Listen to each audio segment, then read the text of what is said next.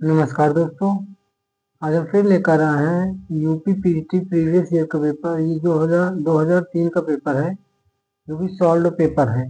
ये शिल्पी बुक से लिया गया है। केवल ये प्रैक्टिस के लिए कराया जा रहा है, प्रैक्टिस के पर्पज से। तो चलिए स्टार्ट करते हैं। पहला क्वेश्चन है, Stratford on Avon is the place where Shakespeare born. Where is it located? ये कहाँ पे लोकेटेड है? तो ये लोकेटेड है वॉरविकशायर में। वॉरविकशायर में स्ट्रैटफोर्ड अपॉन एवन लोकेटेड है। Question number 2, all the words stage and all the men and women merely players. Who is the speakers of these lines? इस लाइन का स्पीकर कौन है? जैक्स। जैक्स ऑप्शन नंबर 4 सही है।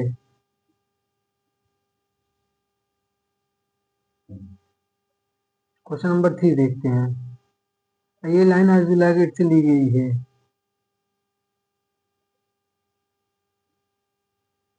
To which work of his own Shakespeare called the first era of invention? Shakespeare ने अपने कौन से वर्क को फर्स्ट एयर ऑफ इन्वेंशन कहा है? तो कौन सा वर्क है? Venus and Adonis. 1593 में आया था Venus and Adonis. Question number 4, who wrote tiger's heart wrapped in a player's hide about Shakespeare? Shakespeare के बारे में ये लाइन कौन लिखा है? रॉबर्ट ग्रीन ने लिखा है। ऑप्शन नंबर 3 सही है। Question number 5,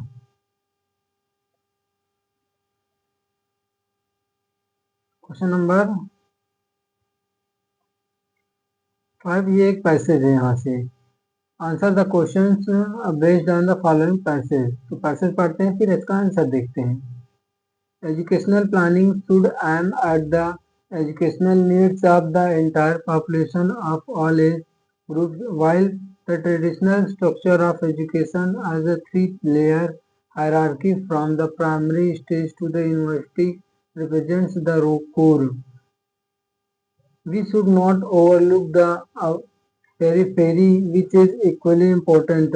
Under modern conditions, workers need to rewind or renew their enthusiasm of strike out in a new direction or improve their skills as much as any university professor. The retired and aged have their needs as well as educational planning in their works. I should take care of the needs of everyone. Our structure of education have been built upon the assumption that there is a terminal point to education. This basic defect has become all the more harmful today. A UNESCO report entitled Learning to be Prepared in 1973 asserts that the education of children must prepare the future adult for various forms of self-learning. A viable education system of the future should consist of models with different kinds of functions serving a diversity of constituents and performance, and not the period of study should be the basis for credentials. The writing is already on the wall. In view of the significance of commitment of lifelong learning and lifetime education is being discussed only in recent years, even in educationally advanced countries. The possibility of the idea becoming an integral part of educational thinking seems to be a far cry. Two more in the direction means much more than some simple rearrangement of the present organization of education. But a good beginning can be made by developing open university programs for older learners of different categories and introducing extensive services in the conventional colleges and schools. Also, these institutions should learn to cooperate with the numerous community organizations such as libraries, museums, municipal recreational programs, health services. अब इसका answer देख लेते हैं, question answer ऐसे इसका। Question number 5 क्या कह रहा है, what is the main thrust of the author. जो ऑथर का मेन थर्स्ट है क्या है, वो है one should never cease to learn. किसी को कभी भी सीखना नहीं रोकना चाहिए। Question number 6, which of the following best describes the purpose of the author. Purpose इनमें से ऑथर का पर्पज क्या है, इन सब में से पैसेज में देखते हैं कि ऑथर का पर्पज क्या है पैसेज का। वो है D, to present pragmatic point of view. Question number 7. According to the author, educational plan should attempt at, क्या हो जाएगा। Question number 5, option number 5, fulfil the educational needs of everyone. Question number 8, according to the author what measures should open universities adopt to meet modern conditions। तो इसका answer हो जाएगा 1, develop various programmes for adult learners. Question number 9. According to the author, what should be the basis of awarding credentials? Awarding का basic क्या होना चाहिए, credentials क्या होना चाहिए अवार्डिंग का, वो हो जाएगा रियल ग्रुप ऑफ मैटर और skill. Question number 10, which of the following is not true. इनमें से कौन सा नहीं सही है, तो वो हो जाएगा option number 3, learning to be defence that there is a terminal point to education. ये नहीं सही है पैसेज के अनुसार। Question number 11, the concept of lifetime is. Concept of lifetime is कौन सा हो जाएगा आंसर इसका, still in formative stage. Question number 12, what is the meaning of the sentence, the writing is already on the wall. Writing is already on the wall, इसका meaning क्या हो जाएगा, the science of changes are already visible. ये हो जाएगा option number. Question number 13, which of the following is nearly the same in meaning as the word terminal as used in the passage. Terminal का मतलब क्या हो जाएगा passage के अनुसार, तो वो हो जाएगा अप्रोचिंग। अप्रोचिंग, टर्मिनल का मतलब approaching. Question number 14, which of the following is most opposite in meaning to phrase a fair far cry as used in passage। Passage में जो यूज हुआ far cry, इसका मतलब क्या हो जाएगा अपोजिट में, तो हो जाएगा a reality। far cry का मतलब अपोजिट क्या हो जाएगा, a reality। which work of William Faulkner is also known as a boy's ambition। boy's ambition वर्ग और किस नाम से भी जाना जाता है विलियम फॉकनर का, ये कौन सा हो जाएगा, ऑप्शन नंबर ए, अब्सोलम। अब्सोलम ये 1936 में पब्लिश हुआ है, Absalom. Absalom. Question number 16, which was Faulkner's last novel. Faulkner का लास्ट नॉवेल क्या था, द रिवर्स। ऑप्शन नंबर 3 सही हो जाएगा। ये 1962 में आया था, द रिवर्स के लिए फॉकनर को पुलित्जर प्राइज मिला था 1963 में। 17, the wasteland by T S. Eliot is poem of. Wasteland है टी.एस. इलियट का, कितने लाइन का पोएम है, 430 लाइन का ये पोएम है। 430 434 भी होता है कहीं कहीं। क्वेश्चन नंबर 18 देख लेते हैं, which one of the following statements is true about Des Lawrence sons and lovers. Des Lawrence sons and lovers में कौन सा इसके अनुसार सही है, तो हो जाएगा 4, ऑप्शन नंबर। पोल किल्स हिज मदर। पोल जो होता है उसका बेटा अपनी मदर को मार देता है। इसमें ऑडिपस कॉम्प्लेक्स पाया जाता है सन्स एंड लवर्स में। Which one is a philosophical work of W. Yeats which he wrote with the help of his wife। कौन सा फिलोसोफिकल वर्क है W. Yeats का, इसने अपनी वाइफ की हेल्प से लिखा है, तो कौन सा हो जाएगा, option number A, a vision. A vision. Who said Milton thou shouldst be living at this hour।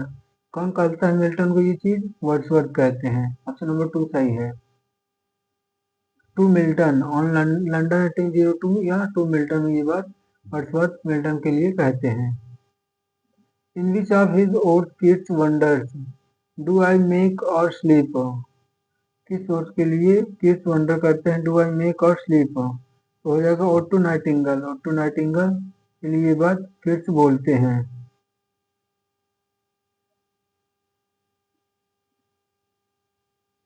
Question number 22, here lies one whose name was written in water, who is the here spoken of, कौन बोला गया है इस line को, कौन बोला है इस लाइन के लिए, कौन जाना जाता है इस लाइन के लिए कह सकते हैं, तो कौन जाना जाता है किड्स। ऑप्शन नंबर 4 सही है, उसके एपिटाफ में ये लाइन लिखी होती है। Question number 23, which volume of poetry by Keats a contained poem Hyperion, कितने वॉल्यूम होते हैं हाइपेरियन में, फोर्थ कह सकते हैं हम, fourth volume. Question number 24, Keats health, no fourth volume नहीं, इसमें थर्ड वॉल्यूम है हाइपेरियन में।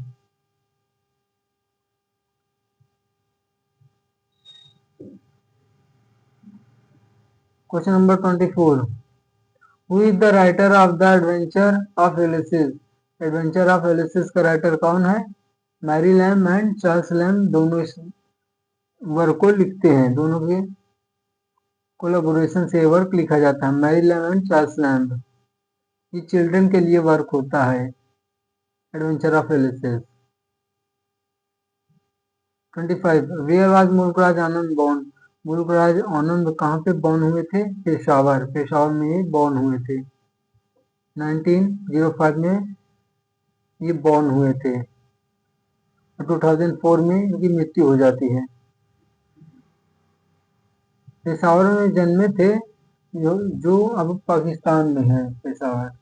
How many books did Mulk Raj Anand publish before 1935, 1935 के पहले मुल्कराज आनंद ने कितनी बुक्स पब्लिश की है, 5 book. Mulk Raj Anand had publish 5 books before 1935। वो कौन सी बुक है 5, ये देख लेते हैं। Persian painting, curries and other Indian dishes, the Hindu view of word, the golden breath, the last child and other stories.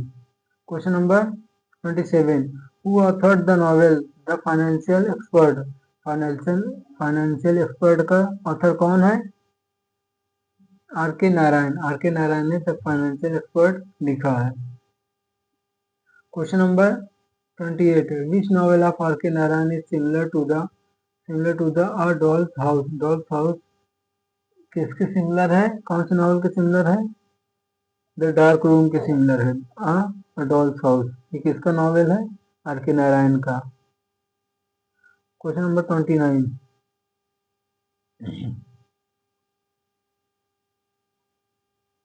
Who is of Jewish origin, Jewish origin से कौन रिलेट करता है, यहाँ पे नजीम एजेकिल, इनको बेने इजराइल भी कहा जाता है, नजीम एजेकिल को। 1924 में इनका जन्म होता है और 2004 में इनकी मृत्यु हो जाती है। Question number 30, who wrote these lines, I can not leave this island, I was born here and belong, इस लाइन को नजीम एजेकिल ने लिखा है। Question number 31, which of the following poems by Kamala Das is in dialogue form, कौन सा poem कमला दास का dialogue form में है, तो वो हो जाएगा the invitation, invitation dialogue form में है। Kamala Das got Kerala Sahitya Akademi award in the year, Kamala Das को केरला साहित्य अकादमी अवार्ड कब मिला है, 1969 में, 1969 में केरला साहित्य अवार्ड मिला है कमला दास को। Question number 33, how many times did Robert Frost got Pulitzer prize, Robert Frost को पुलित्जर प्राइज कितने टाइम मिला है, 4 टाइम। पहला टाइम कब मिला है,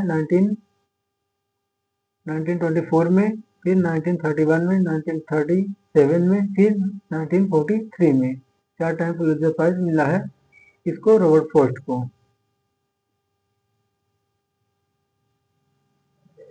1924 में मिला है, 1931 में, 1937 में फर्दर रेंज के लिए, 1943 में अब विटनेस ट्री के लिए मिला है। Question number 34, who is the author of mask of mercy? Mask of mercy के ऑथर कौन है? Mask of mercy Robert Frost के द्वारा लिखा जाता है। 1947 में पब्लिश होता है mask of mercy. Question number 35, who uttered these words? I guess I am not a nature poet. I have written only 2 poems without a human being in them. ये कौन लिखता है? फ्रॉस्ट, रॉबर्ट फ्रॉस्ट ये line को लिखते हैं। Question number 36, Which work of Hemingway was called the Bible of lost generation? कौन से वर्क को लॉस्ट जनरेशन के नाम से जाना जाता है? The sun also rises. The sun also rises को लॉस्ट जनरेशन के नाम से जाना जाता है। 1926 में ये पब्लिश होता है, the sun also rises. Question number 37, Shelley wrote pamphlet at Oxford, The Necessity of Atheism, by whom was inspired? इसको किससे इंस्पायर्ड होकर इसने ये लिखा है? तो हो जाएगा आंसर ऑप्शन नंबर 3, ह्यूम से इंस्पायर्ड होकर द नेसेसिटी ऑफ एथिक्स शैली ने लिखा है। क्वेश्चन नंबर 38, वेयर डिड शैली settle and wrote his best poetry? शैली कहाँ सेटल हुई और बेस्ट पोएट्री लिखा वहाँ पे? पिस्सा में ये सेटल हुई थी। इटली 1818 में सेटल हुई थी वहाँ पे। क्वेश्चन नंबर 39, हु टर्म्ड शैली एज मेलापोइक? शैली को मेलापोइक कौन कहा है? मैथ्यू आर्नल्ड ने शैली को मेलापोइक कहा है। Arnold was Shelley's worst critic. Arnold शैली के वर्स्ट क्रिटिक थे, बहुत ही मतलब कि बहुत ज्यादा ही क्रिटिक किया था इन्होंने शैली को। Who is called the essayist for excellence?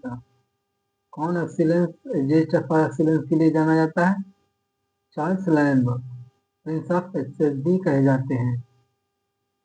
Question number 41, how is Lamb associated with Christ's hospital? Lamb Christ's hospital से कैसे एसोसिएट करते हैं? तो यहाँ ये हो जाएगा here he died, here was he educated, या हेयर वॉज ही एजुकेटेड, यहाँ पे उन्होंने एजुकेशन ग्रहण की थी क्रिस्ट हॉस्पिटल में, स्कूल का नाम है। Question number 42,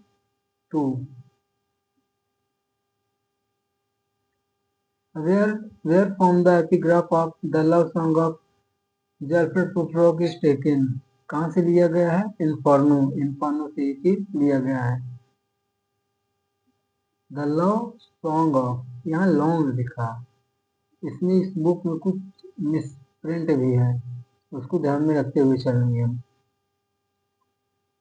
question number 43, which of the following is not poetic play by T S. Eliot? T S. Eliot कौन सा वर्क नहीं है पोएटिक प्ले इसमें? Sweeney Agonistes, murder in the cathedral, यहाँ पे इज है, इन है, यहाँ पे इन होना चाहिए। द फैमिली रियूनियन, तो कौन सा हो जाएगा? नन। इसमें सारे टी.एस. इलियट के ही हैं। फिर टी.एस. इलियट के वर्क देख लेते हैं। Plays Sweeney Agonistes, the rock, murder in the cathedral, the family reunion, the cocktail party, the confidential clerk, the elder statesman, ये सारे शैली के वर्क हैं। कैथेड्रल जो है मोस्ट आउटस्टैंडिंग कहा जाता है शैली का वर्क जो है। Question number 44, Wordsworth wrote the prelude in? Wordsworth ने प्रेल्यूड कब लिखा? 14 बुक्स में लिखा, 14 बुक्स में लिखा प्रेल्यूड को। 1950 में सॉरी 1850 में पब्लिश होती है prelude.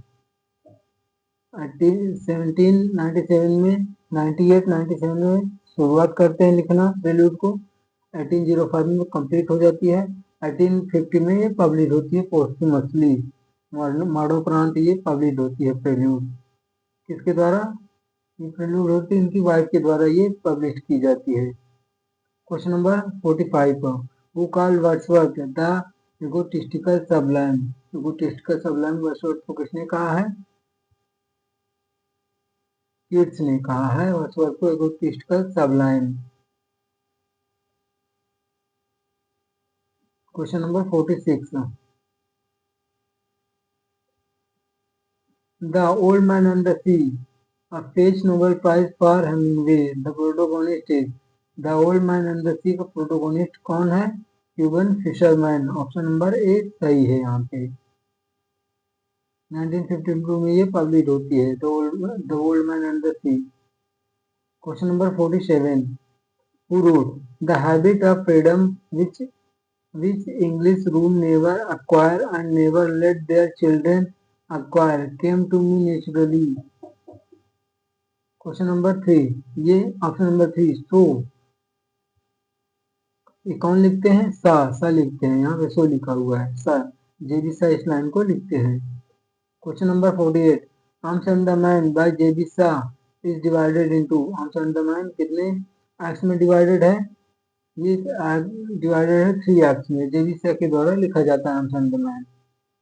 Hardy began and ended his career by writing. Hardy अपना करियर स्टार्ट करते हैं किससे और किससे एंड करते हैं, क्या लिखकर? तो वो होता है poetry.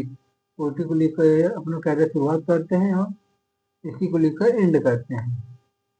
Question number 50, about which novel of his own Hardy remarked a war between flesh and spirit. वो कौन सा हो जाएगा? Option number 3 Jude the obscure. Question number 51, which one was Hardy's first serial novel. Hardy का first serial novel कौन सा था? A pair of blue eyes. Blue eyes ये उनका फर्स्ट सीरियल नॉवेल था। 52 देख लेते हैं। Question number 52, to strive to seek to find and not to yield is the last line of poem by Tennyson. Which one is it? कौन से poem का ये लास्ट लाइन है? तो ये हो जाएगा यूलिसेस। यूलिसेस 1942 में ये पब्लिश होता है Ulysses. Question number 53, which poem of Tennyson was his favourite. Tennyson का कौन सा पोएम फेवरेट था? मॉड था। मॉड एक मोनोड्रामा था मॉड एक। 1855 में पब्लिश हुआ था Maud. Question number 54, the rhyming scheme of In Memoriam is. In Memoriam का राइमिंग स्कीम क्या है? A B A B A B A B B A इनका राइमिंग स्कीम है। ऑप्शन नंबर 4 सही है, In memoriam. Question number 55, Arnold took the theme of his the scholar gipsy from Joseph Glanvill's book entitled. कौन सी book से लिया गया है? जोसेफ ग्रैनविल के नन, कोई भी नहीं, scholar Gypsy is based on the legend told by Glenville in his book The Vanity of Dogmatizing. The Vanity of Dogmatizing series book entitled है जोसेफ ग्लेनविल का The Vanity of Dogmatizing। Scholar Gypsy वहीं से ली गई है theme इसकी। Question number 56, who is referred as Europe's largest head and physician of the Iron Age by Arnold। Arnold के द्वारा ये बात किसके लिए कही गई है? गेटे के लिए ये चीज कही गई है आर्नोल्ड के द्वारा। किसमें कही गई है? इन मेमोरियल वर्सेस में कही गई है ये चीज गेटे के लिए। Question number 57, when was literature and dogma published. When was literature and dogma published. Literature and dogma कब पब्लिश हुआ है? लिटरेचर एंड डोगमा पब्लिश हुआ है 1873 में। 1873 में ये पब्लिश हुआ है literature and dogma. Question number 58, which one is Dickens incomplete work. Dickens का इनकम्प्लीट वर्क है कौन सा है? Advent druid. ये रूड यहाँ पे लिखा है, ड्रूड हो जाएगा। एडवेंट ड्रूड ये डिकेंस का इनकम्प्लीट वर्क है। एडवेंट ड्रूड 1870 में डिकेंस की मृत्यु हो जाती है। बरीड किया जाता है वेस्टमिनिस्टर एबे में। डिकेंस बरीड कहाँ किया जाता है? वेस्टमिनिस्टर एबे में। Lady deadlock character occurs in Dickens. जो लेडी डेडलॉक कैरेक्टर है डिकेंस के कौन से प्ले में अपीयर होती है? ब्लीक हाउस में अपीयर होती है लेडी डेडलॉक। ब्लीक हाउस 1853 में पब्लिश होता है bleak house. Question number 60, what problem has been dealt with in Dickens the bleak house? Bleak house के साथ कौन सी प्रॉब्लम डील करती है? तो लॉस डिलेज, लॉस डिलेज की प्रॉब्लम है जो ब्लीक हाउस से डील करती है। The bleak house attacks the law's delays, law's delays से अटैक करता है ब्लीक हाउस। अब ballad stanza is of, ballad stanza होता है 4 लाइन्स का, 4 लाइन पे बैलेड स्टैंजा होता है। ए बी इसकी राइम स्कीम होती है बैलेड स्टैंजा की, A B. 62 question number 62, what does the term curtain raiser indicate in drama? Curtain raiser क्या इंडिकेट करती है? A short play before the main play. Curtain raiser का मतलब होता है short play before the main play. Question number 63, the word picaresque has been derived from, word picaresque कहाँ से derive किया गया है? स्पेनिश वर्ड पिकारो से डिराइव किया गया है, पिकारो। इसका मतलब होता है रोग, रोग कह सकते हैं आवारा, रोग का मतलब आवारा होता है, पिकारो का मतलब होता है रोग। An ambassador is a gentleman who lies abroad from good of his country for good of his country. Pun for the is on the word, इसमें कौन, इसमें फिगर ऑफ स्पीच पन है। लाइज, लाइज का मतलब पन for the is on the word, इसमें जो पन, इसमें फिगर ऑफ स्पीच है, इसमें पन का मतलब क्या हो जाएगा? लाइज, लाइज यहाँ पे पन वर्ड है, पन वर्ड जो है यहाँ पे, लाइज जो है यहाँ पे पन वर्ड है, ये दो मीनिंग को इंडिकेट करता है lies. When we use the same word in two or more senses in order to laugh, we employ the figure of speech called pun. Lies, lies means to tell a lie and to remain abroad. दो चीजें होती हैं लाई का मतलब यहाँ पे। What figure of speech is in the man is no fool? The man is no fool में कौन सा figure of speech है? Litotes, litotes यहाँ पे figure of speech है। Question number 66, Milton, thou shouldest be living at this hour. Find the figure of speech. इसे figure of speech क्या है? Apostrophe, यहाँ पे एड्रेस किया जाता है। Question number 67, find the figure of speech in too is human to forgive divine. Too is human to forgive divine, इसमें कौन सा figure of speech है? इसमें figure of speech है antithesis, antithesis। यहाँ पे गलत प्रिंट हुआ है, एंड लिखा है, लेकिन एंटीथेसिस होना चाहिए यहाँ पे, बहुत इसमें मिस प्रिंटिंग है। Question number 68, what do you mean by a square mile? Square का मतलब यहाँ पे क्या हो जाएगा? फुल मील, स्क्वायर मील का मतलब फुल मील। क्वेश्चन नंबर देख लेते हैं 66, जेविसा was having the gift of the gab. What does the underlined phrase means? Gift of the गैब का मतलब क्या हो जाएगा? यहाँ पे हो जाएगा talent for speaking, talent for speaking, बोलने की कला या talent. Question number 70, Keats was a victim of rap on the knuckles, the underlined idiom denotes.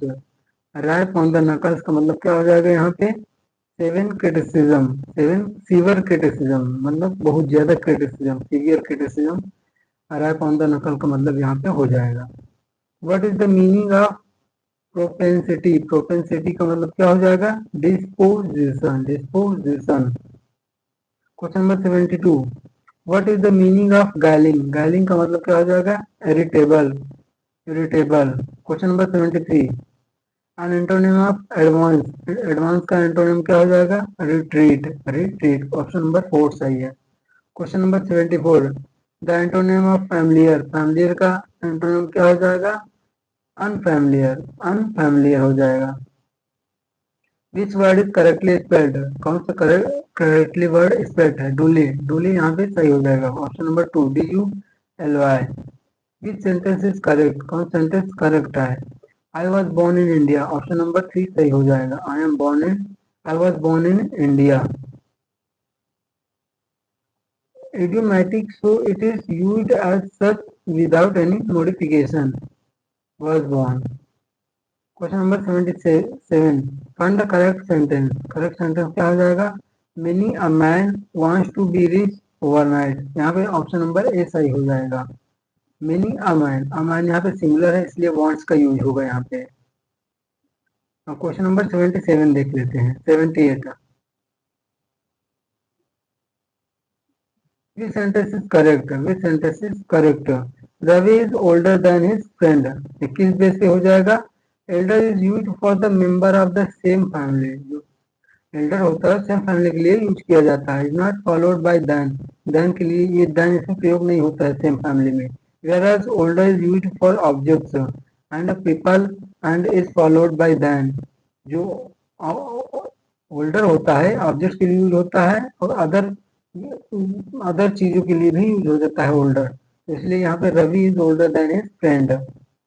Question number 79, this sentence is correct grammatically. Grammatically कौन सेंटेंस करेक्ट है? You Tom and I ate sweets. Option number यहाँ पे 4 सही हो जाएगा। 4 यहाँ पे 238 का रूल अप्लाई हुआ है, कर सकते हैं यहाँ पे। Question number 80, which sentence is incorrect. कौन सेंटेंस इनकरेक्ट है? दे आर वेमेन टीचर्स सही है। वी आर लेडी डॉक्टर सही है। यू ऑल आर हाउसमेट्स सही है। We are women doctor. यहाँ पे क्वेश्चन ऑप्शन नंबर 4 गलत है, तो जो गलत है वही सही है। यहाँ पे वी आर वुमेन डॉक्टर, तो यहाँ पे वुमेन जो है ये वेमेन होना चाहिए, तो यहाँ पे प्लूरल होना चाहिए women. Question number 81, this sentence is correct. Sentence correct है। Question number 82, we felt by auto. जब स्पोर्ट्स की बात होती है तो वहाँ पे हम बाय को यूज करते हैं, का यूज नहीं होता है। We use by sound, by plus sound, train के साथ means of transport. We do not use the are and the are and train करते हैं ट्रांसपोर्ट होता है, बाय को यूज करते हैं। Question number 85, 32